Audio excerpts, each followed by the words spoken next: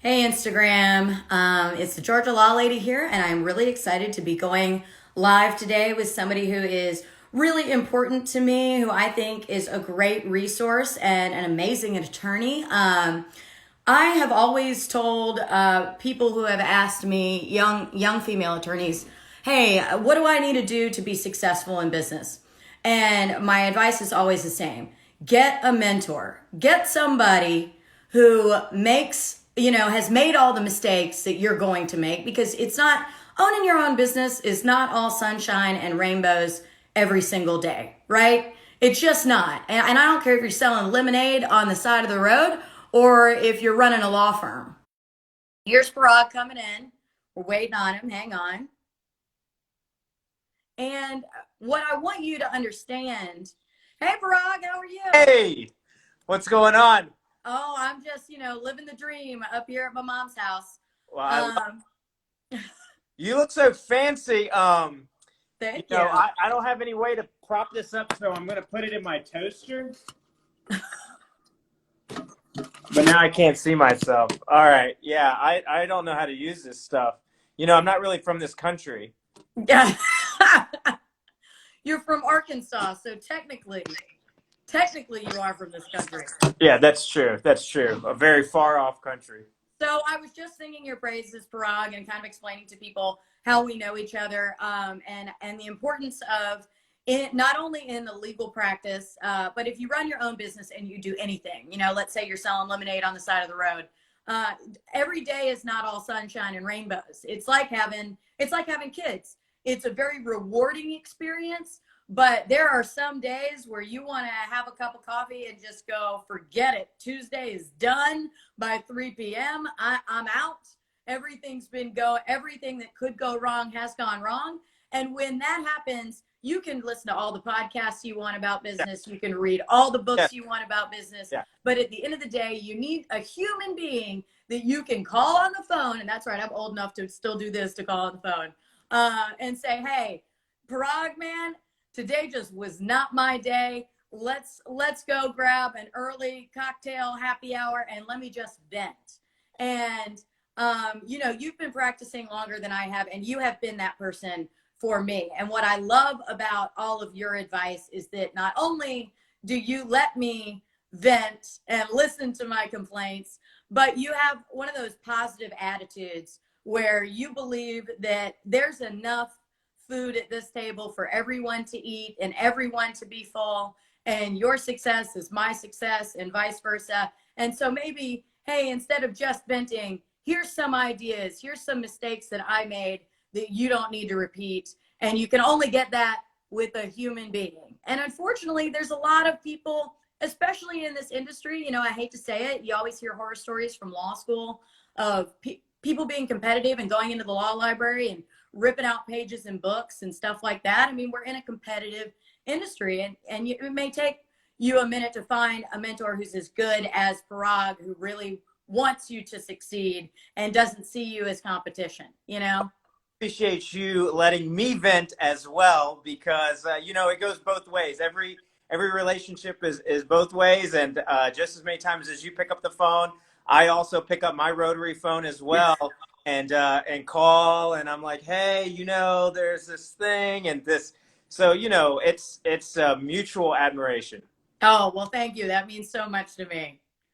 All right. Well, for those of you that don't know, Parag Shah, he ran, when we first met, he was running an extremely successful criminal defense firm and business firm. And oh my God, Jessica Goldstein just chimed in. She runs a hair salon, and her and I complain about this all the time. Like, running a business ain't easy. You got to wear every different hat. But she runs a very successful salon in Buckhead. So congratulations to her. She's one of my favorite business ladies. But, he started out running a very successful criminal defense firm. We actually met in court when you were handing out books that you had written that summarized basically the law in Georgia for attorneys and judges. And then from there, you started My CLE, which is a continuing legal education course for all attorneys that we need. We have to keep up our education and get, enough hours per year to be current on topics. And now Parag does what I think you were always made for. I think this is your niche. You finally found your calling. He's a judge in the city of Atlanta, and he's also a mediator. And a lot of you may not know what a mediator is, but a mediator is basically like, would you call it like a judge light? A judge and an attorney at the same time. Yeah, except you're not really deciding, you're really helping the people kind of solve their own disputes. So you're just there to kind of help facilitate the process as opposed to say, hey, you're right, you're wrong. That's how I view judges. Judges yell at people all the time. Right. And Parag, you are the problem solver. So this is perfect for you. So why don't you explain to everybody what mediation is and how they can utilize it, even during coronavirus when the courts are closed? Because mediation is a great alternative that I think a lot of people don't know about. Right. So let me basically dumb down what mediation is. Essentially, instead of the people in the argument trying to resolve it themselves, there's a third party that's not emotionally involved who helps both sides try to resolve their argument. And that's essentially what a mediation is. And when we talk about mediation in the court system, we're talking about helping the parties in a litigation, so whoever's suing the other person, and helping them kind of resolve that dispute. And by the time I get involved, cases have been going on for years, everybody's kind of dug in, and what I find is that both sides have a hard time communicating with each other, listening to each other, and that's kind of where I come in to try to see if I can get them to a place where they're talking apples to apples, oranges to oranges, and then they can try to resolve it. Parag, we have a question. What's the difference between mediation and arbitration? Absolutely. So mediation means that we don't have any control over the process. You as the parties have control over the process, meaning you guys decide if it's going to settle or not settle, if you come to an agreement, if you don't come to an agreement. It's not binding in any way. Arbitration is where someone like me, like I'm an arbitrator, I would hear both sides, and then I would make a decision as to who is right, or I come up with the resolution myself. So the difference between mediation and arbitration is mediation, you come up with the resolution. Arbitration, I come up with the resolution. So as a mediator, you're more of a facilitator of, having a meeting of the minds with both parties, and you're there to help, not necessarily to pass down a judgment. Sorry, something happened with the phone. I'm Indian, but I still don't know how to do all this stuff. So, I'm like, a call was coming in. I don't know. I'm sorry to mess up your live, Ashley. Hey, no, you're fine. You're so fine. Good in quarantine. I need to know those secrets because, I can't get a haircut. I just shave. I mean, I don't know how you do that. Hey, it's a lot of dry shampoo because otherwise, if I was washing my hair every day, my stylist would murder me. And she yeah, girl, your hair don't look so good. I can tell you my nails aren't done. They haven't been done in forever. Hey. It's good lighting. It's good lighting, a lot of stress and anxiety. It's living with my mom who drives me a little crazy every day, keeping me thin, That's what I need a Robin. Now I know. Okay, got it. All right, all right. What else do you want to talk about with mediation and explain to the people? Sure. So let me talk about a couple of things. What I wanted to kind of talk about was how to help everybody.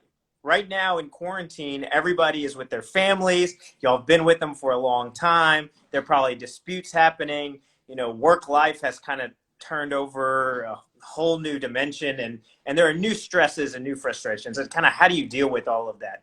And the first thing that I think that we take for granted, especially with our friends and family, is that we think they communicate the same way we communicate. And so think about when you got in trouble or when you were little and you wanted something. There's a specific parent you went to, either your mom or your dad. Right. It was always dad. Right. And so there's some reason for that. Now, let's take it today. Today, let's say you do something wrong, okay? And you want to tell your parents about it. Are you going to tell your mom the same way that you're going to tell your dad? No, I'm going to communicate it completely differently. Right. And so we do that all the time. We kind of filter how we talk to people that are close to us. But when it comes to when we're in an argument or a dispute, all we think about is just banging our argument through and making them hear it how we're saying it. And so And oftentimes we see, I mean, this is just true. We see the world through our own lens. You know, we see everything in the world. We're not objective parties by any means. That's what the word subjective means, is that you're seeing it through your own experience and your own eyes. right. And just like I know, knowing you, I know how to talk to you. You know, Mhm. I could kind of be free. I could probably use some swear words. I could do all those type of things. But, you know, if I'm talking to somebody else who's a little bit more tight-laced and buttoned up, you know, I may change how I communicate. And so we take into account, you want to take into account all those kind of observations. The other piece of it is there's this great book called Thinking Fast and Slow. Yes, I love this book. Right, right. And it basically says, look, the way we make decisions is we have two parts of the brain. We have system one, which is automatic, and then we have the system two part, which is logical. But 95% of how we make decisions is just emotional instinct, kind of like that, you know, primal way of thinking. And then we rationalize it. So we think, oh, we're talking rational, you know, we're coming up with this rationally, but it's just all right here.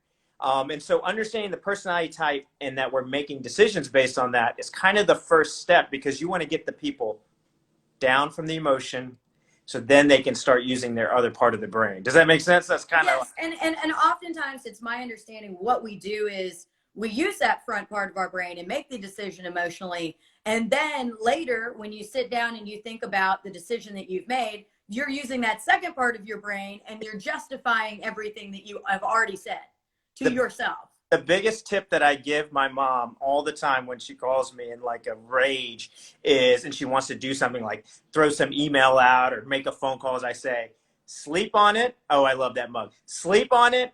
And if you still want to do it tomorrow, then do it. And I would say 90% of the time, the next morning you wake up and you open that draft email and you're like, oh my God, I'm so happy I didn't send that. That was ridiculous. Yeah. Control.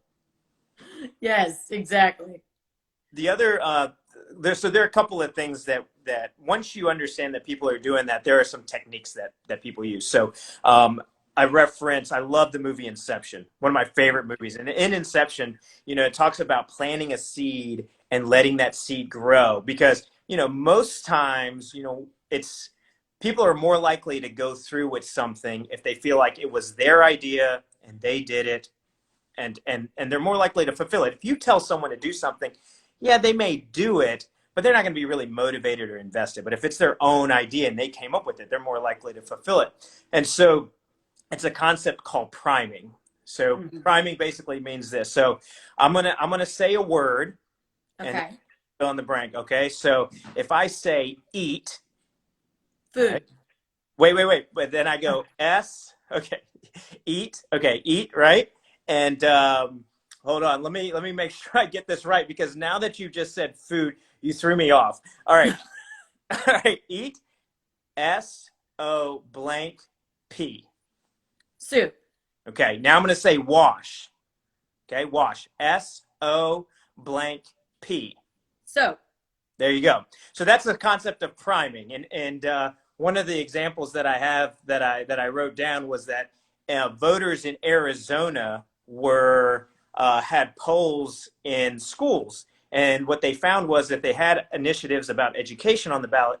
More people voted for those if the polling place was in a school versus somewhere else. Or there was a place that sold wine. When they played French music, they sold more French wine. So priming is this thing where, you know, the stimulus around you may affect how you're making decisions.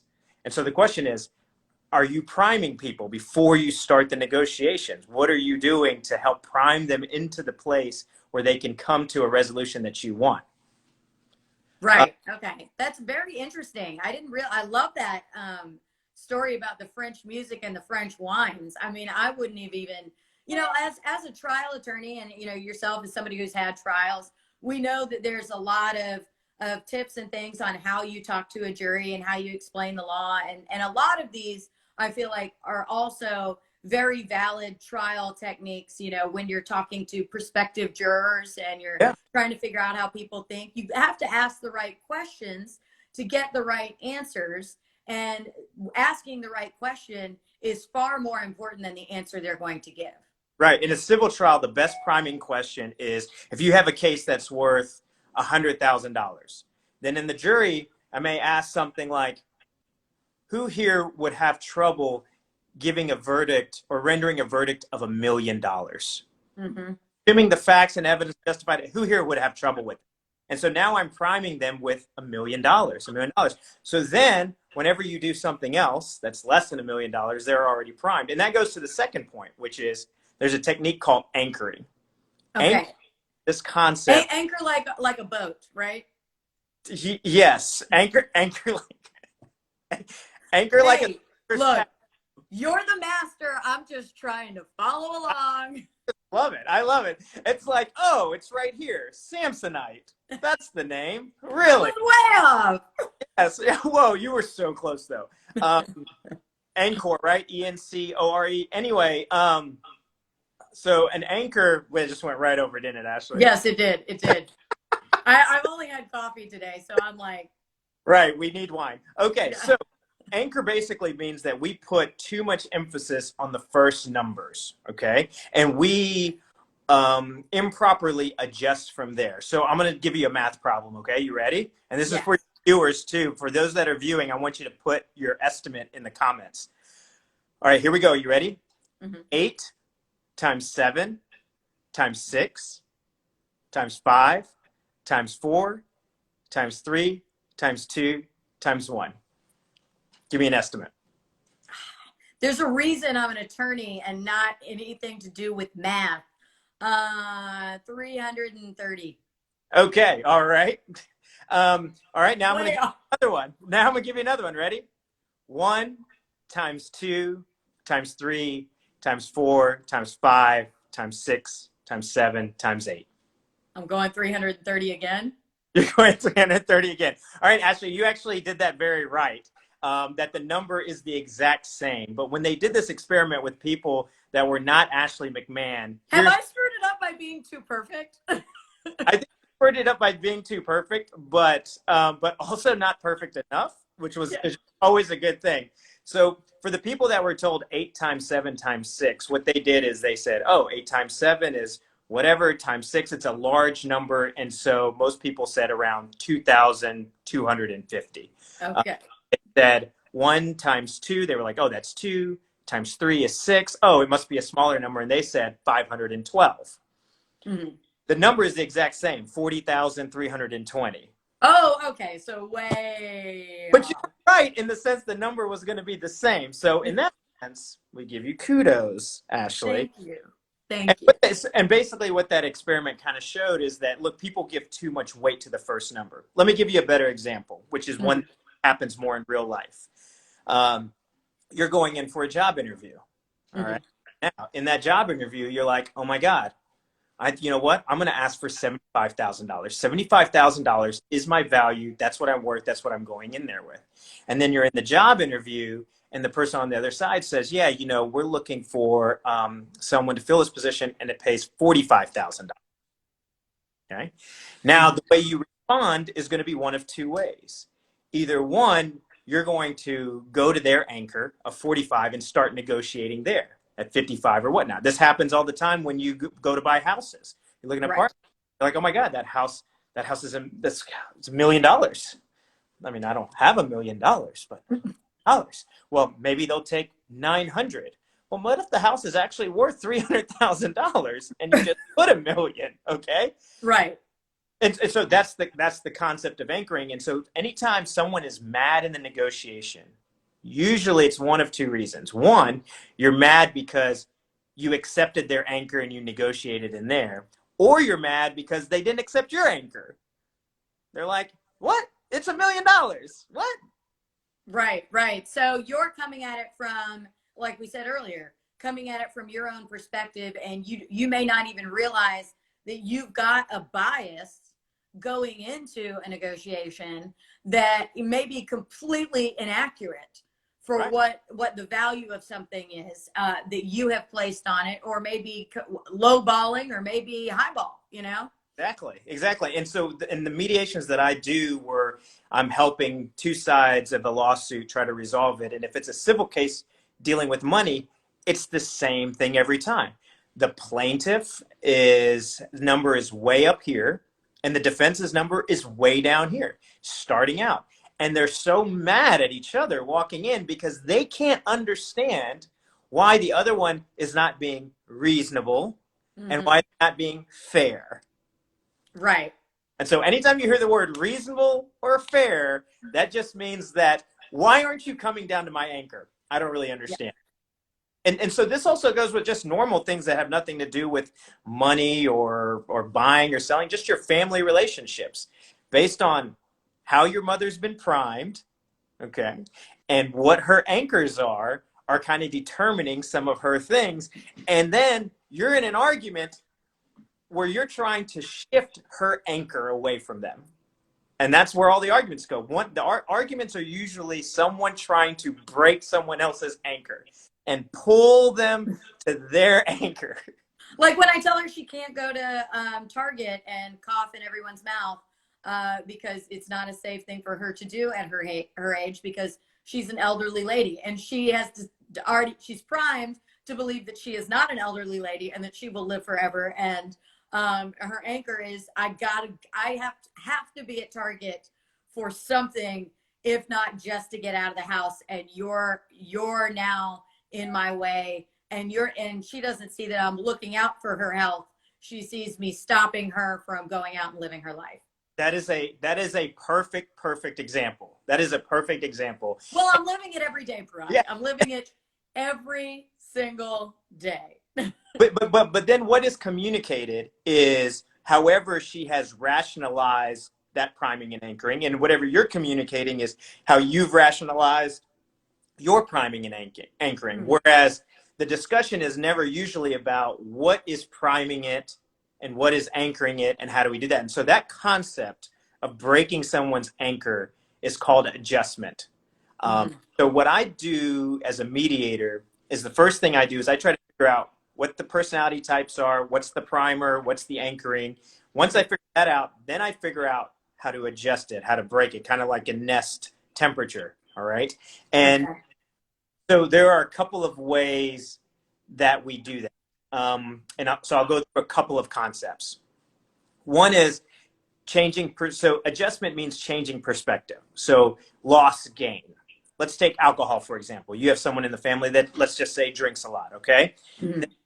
And you want to convince them to not drink as much. Now, you could go the gain version, which is you can say, look, there are a lot of benefits to not drinking. Like you can lose weight, you won't have a hangover. You won't have a hangover, you won't have a headache, it'll be really, you'll be able to keep a steady job, all those type of things.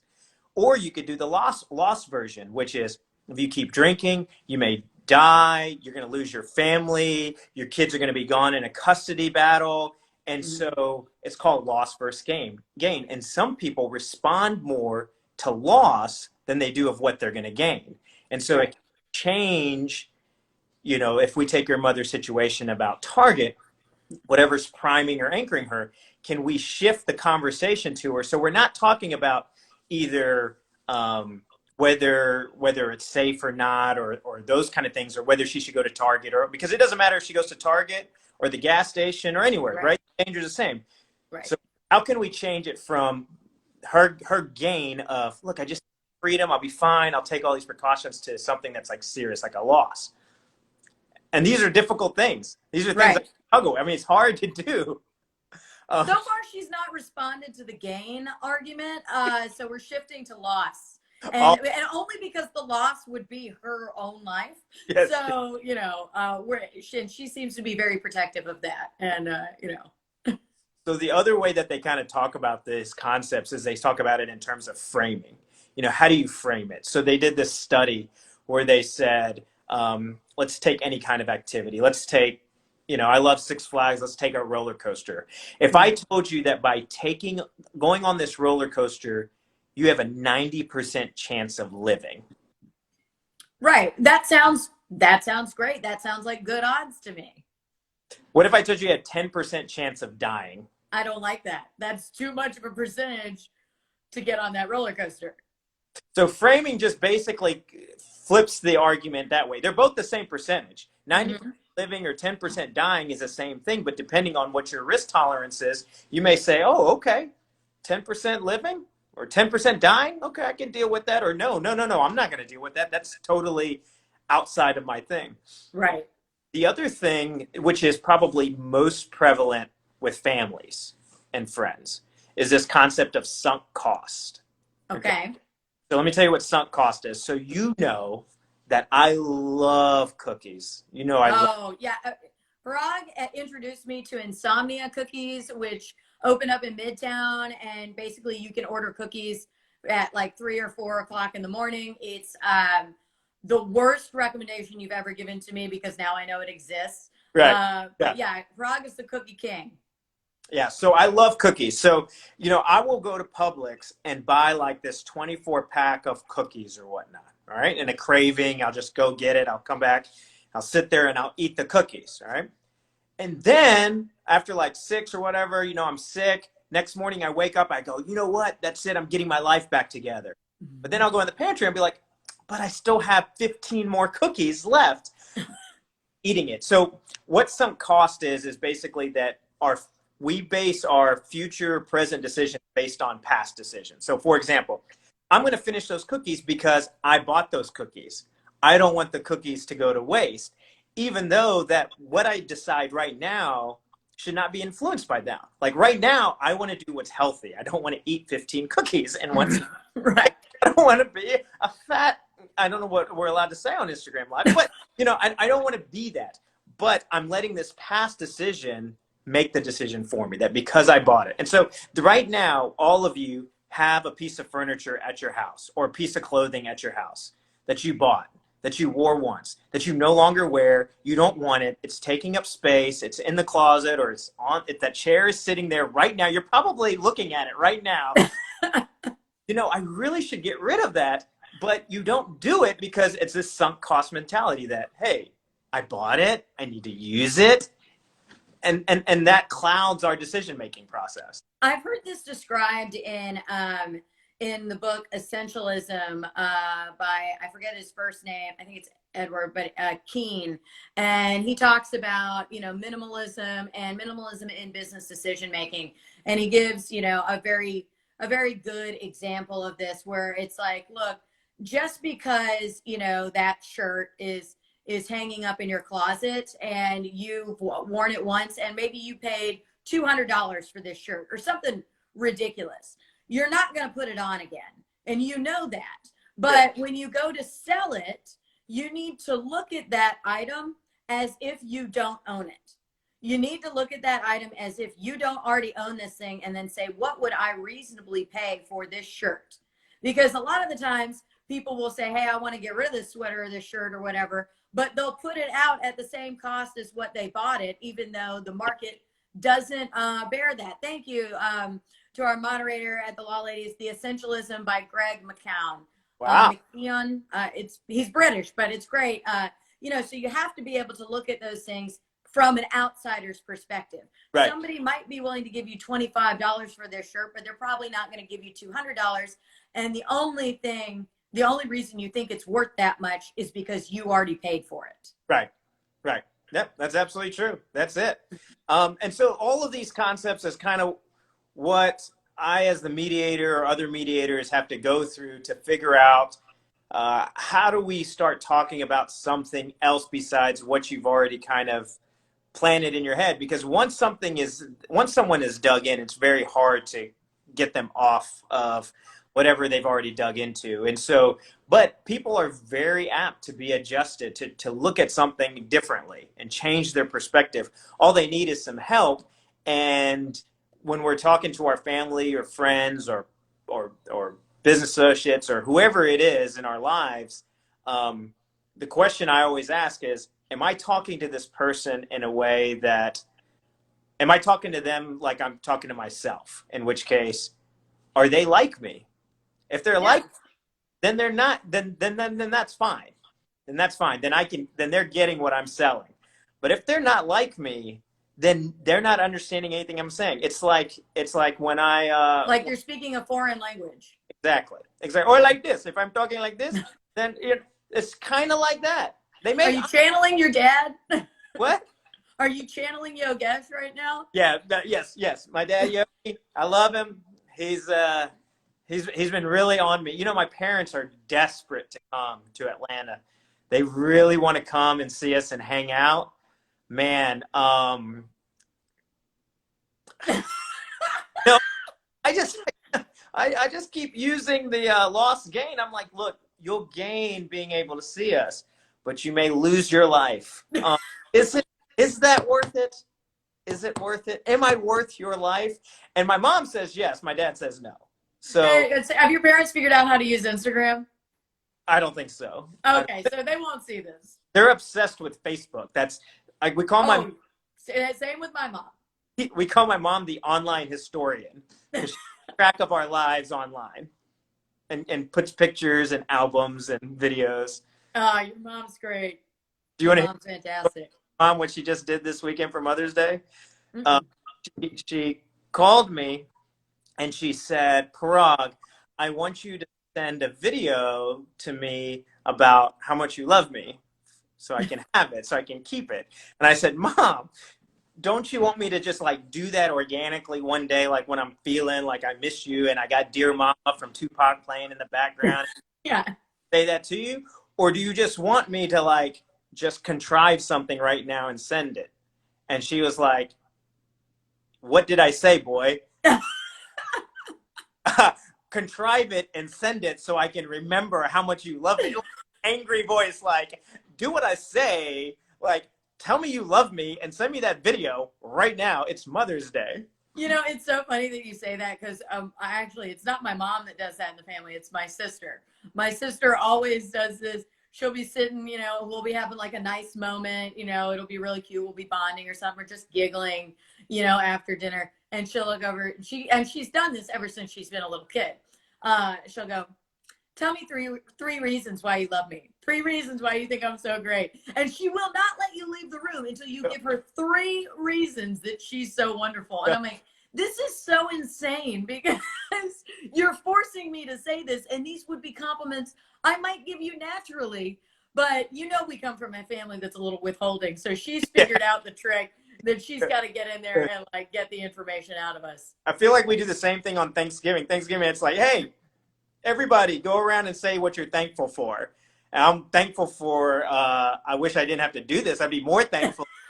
That'd be really thankful for that. Oh, Lord, that is too funny. Well, thank you so much, Parag. And mediation, I want to be clear that this is something that people can still do even with the courts being closed because it's not done in a courthouse. Can you explain a little bit about how that works? Because I've gotten some questions from people who, let's say, are going through a divorce or before coronavirus hit, or now have spent enough time with their spouse and they're like, I'm getting a divorce, you know, and how mediation can help with if the courts are only handling essential issues right now, let's say like restraining orders, or if you have a criminal case and you need a bond, an emergency bond to get out of jail, you know, they're not doing jury trials. And if somebody has a conflict that they want resolved, they can still do mediation during this quarantine via Zoom. I know you guys have been doing it via Zoom at your office. If you could tell us a little bit more about how that works and break that down, that'd be great. Sure. So the way mediation works when it's in person is that so I work for a company called Miles Mediation. At Miles Mediation, we have a facility that's just dedicated to mediations. And so people come, they check in, they're put in separate rooms, and we do what's called an opening session first, where we bring everybody together. Everybody kind of says their piece, their perspectives, what's anchoring them, what's priming them. And then we separate them, and each one has their own room, and that's where they stay. And I go back and forth and help them to come up with a resolution by communicating different adjustments to their anchor and those type of things. We have lunch. It's like a gathering. People are walking around, talking. And the whole process is completely confidential. It's completely private. What happens in mediation stays in mediation. Translate that to the virtual world. Virtually through Zoom, what we're able to do is bring all the people together, and we're able to create virtual breakout rooms. And we're able to. This is such a cool concept to me. It's phenomenal, and it works seamlessly. So we create these little virtual breakout rooms for them. We assign the different parties in the different rooms. once the people are in their virtual breakout room, they can't hear anything that's going on in any other breakout room. And if I'm not in the room, I can't hear anything. It's completely private, completely confidential. And I'm able to move in between the rooms just like in person, just like I would be walking back and forth, except now I just don't get my steps in. I'm just sitting there eating cookies in between that time. Yeah. And so we do that, and there's all kinds of cool features too. There's like a share screen feature where they can share documents that they want to show me or show each other, or there's a chat feature where I can chat privately to someone in the group if I want to talk to them privately while also seeing them on the screen. A lot of functionality to it. And what I have found is that the people that participate in a virtual mediation, they're a lot more relaxed. Because as you can imagine, they're in the comfort of their own place. Right. And whenever you go to any kind of legal thing, even if it's not court, you're kind of dressed up, you're nervous, you're in a new environment. At Miles, you're sitting at like a long conference table and chair, and we try to make it very comfortable. But there's nothing more comfortable than being, in your own home, being able to get up, use your own restroom, have your own food and snacks, and walk around. And the best function is that you can just mute or take your face off the screen and just yell or do whatever you want to do. And you can grab a pillow and scream into it, right. if things aren't going your way. Right. Yeah. Whereas unfortunately, we don't have any pillows at Miles. You can do that. And so, but I love that suggestion, and I think we're going to start having Miles mediation pillows. Scream pillows. Scream pillows. Scream and pillows. I want the Law Ladies trademark on the bottom of it. Done. One side will say Law Ladies, the other side will just have my face. And that way, one side is screaming, one side is punching. See, we already created a new business, a new stream of revenue. Look at us. Look at us. You know what? We should crushing it. We should change this to Shark Tank. Yes, we should. We should bring this to Shark Tank. Hey, we got a question. Let's see if I can go back down in here. From Courtney Forrester. Can you go back through mediation after you have settled your divorce? Is that something that you see? I'm sorry, say it one more time. Can you go back through mediation even after you have settled your divorce? So the good thing about mediation is you can use it as many times as you want. There are always going to be issues that come up even after the main litigation is resolved. So in a divorce case, if you have child custody issues or, there are issues with alimony or whatever it is, the most aggressive move is to file a lawsuit. Right. And get into court. And what people find surprising, I think, is that most attorneys actually discourage our clients from going full steam ahead and filing that lawsuit because you don't often know if this is definitely a winner case until you've gone through some of these other intermediary steps. Right. And just like the other end, which is, you should be able, we all want the parties to be able to talk to each other and try to resolve it themselves, but that's just not possible at times. So mediation is always great because you can get a third party in there to kind of communicate what you want. And at the end of the day, a lot of people, when they talk about compromise, they say both people are unhappy. Mm-hmm. That's not how I view it. I view it that both people can be happy. Both people can win in this scenario because both people, sometimes what I found, want the same thing. They just don't know it's the same. Or they're saying it in different ways and they're not speaking the same language. Right. If the interest is, I want to do what's best for the child, then that is a common interest both people have. Now, how both people see that happening may be different, but that's where we can work that out if the initial anchor is the same. If the initial anchor is, look, I just want to do what's best for Hang on, I think you froze up. I think you froze up. Oh, no. I'm still alive here. You froze. No, I'm here. Can you hear me? Yes, I can hear you. I didn't pay my internet bill. I'm not going to lie. I thought that PPP stuff applied to internet bills. And so, yeah. So FYI, it doesn't. It doesn't. Okay, Parag, this is really awesome advice. And, we've got in the comments on the Law Ladies, we just said milesmediation.com is where you can go and request Parag if you're looking for mediation. And people can do this all over, right? You don't just have to be in Atlanta to want to go to mediation Yeah. or to do that. But they've been you could be anywhere. And we have a whole team of people. You can choose anybody that you think would be best for your case. Right. And sometimes, this is a good way to resolve conflict that may come up that you don't have the option of going to the courthouse right now. And again, I want to stress so much to all of my viewers out there that either own their own business or who are maybe going into a profession, even if you're working for somebody else. I cannot stress the importance enough of getting somebody like Parag in your life who you can call up and vent to, and who has done this themselves, who has the attitude of believing that it doesn't have a scarcity mindset, has a mindset of there is enough for everyone to be successful. There is enough food at the table. If I'm successful, then you can be successful too. I'm not taking anything off your plate, and is able to, and is with you for a long time. We have been friends for a long time.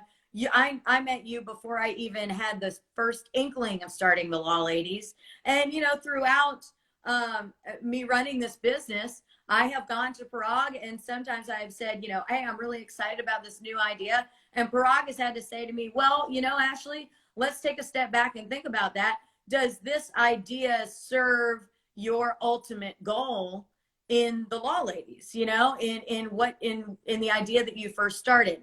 And you're very good at pointing out, hey, does whatever this thing is that you're doing, or this new widget you're buying or app that you're creating or whatever, does it serve your ultimate purpose? And the only person who can know your ultimate purpose is somebody that's been with you since the very beginning and who you can vent to. And I do want to say this. I'm so proud of you. Thank you. Opportunity to see your growth and your journey, and it's been exciting. It's been amazing to be a part of, and the future is even going to be even better and brighter. And I'm just happy. I know the bandwagon's full, but I'll try to run behind it if I can. And the last thing I'll say to all the viewers is, I love TV. Ashley knows I love TV. I watch since quarantine. My TV consumption has not increased. You can believe that. But one of my favorite shows is Lost, and in Lost they have this line that the main character says. He says, we either live together or we die alone. And that's the reality, is that, the only way we get through anything is by doing it together, and by having strong people around you. You will succeed in anything. And Ashley, you've done that. I mean, your team of people around you is giving you strength. And yeah, you surround yourself with good people and good things happen. Best. Yeah. All right. Thank you so much, Parag. You're awesome. This has been, don't tell anybody else, has been my favorite live. And all the love to your parents in Arkansas, and hopefully they will be able to come down and see you at some point and torture you. Absolutely. And I can't wait to see Robin at Target. Oh, yeah. I will be behind her in a hazmat suit videotaping it for you. Spraying her with Lysol as she's walking. Well, I just spray her down with Lysol normally. Right. Well, thank you so much. I appreciate it. I appreciate this opportunity. Thank you. And also, for those of you that didn't know, Parag is also an excellent dancer. And if you can sometimes see his professional dance videos on, do you have them on your Instagram? Yeah. You see why I picked him. That was my dance. Hold on. This is the moonwalk. Ready? Too soon? Too soon. Parachute work? Nope. Sorry. All right. You can go on your own and check out. Follow him at the Shah Straw. And Parag, if you want to spell that, I'm sure I'll screw it up. TheShahStra. Yes. And check out some of those awesome dance moves. Parag, this has been a delight. You have a wonderful Tuesday, and we'll talk soon. Take care. Thank you. Bye. Bye.